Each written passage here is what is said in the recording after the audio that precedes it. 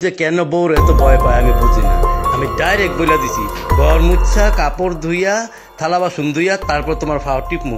এর আগে আমি ফারতাম না। কেন আই লাভ ইউ বলে আমার বুকে ঝাঁপিয়ে পড়ো। ভিন্ন ঘরানোর গল্পের নাটকে একের পর এক তার অনবদ্য অভিনয় দর্শকদের মুগ্ধ করেছে।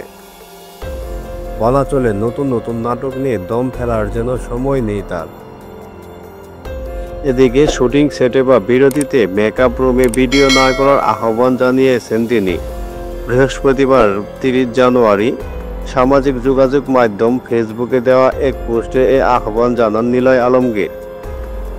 এই অভিনেতা বলেন, আমার সকল সম্মানিত director, DOP, co artist, makeup artist, photographer, লাইটগ্রাফার, assistant director, production team, camera team, channel কর্তৃপক্ষ এবং শুটিং সংশ্লিষ্ট সবাইকে অনুরোধ করা যাচ্ছে যে এখন থেকে শুটিং চলাকালীন বা শুটিংয়ের বিরতিতে শুটিং সেটে বা মেকআপ রুমে কোনো বিটিএস, রিলস, শর্টস বা কোনো ধরনের ভিডিও করবেন না।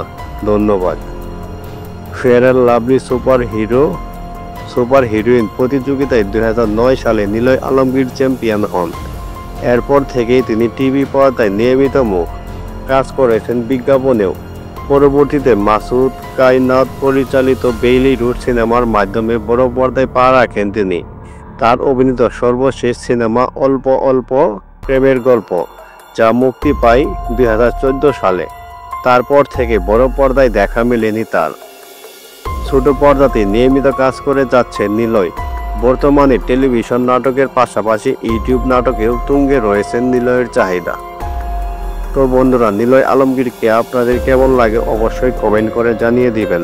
ধন্যবাদ সবাইকে।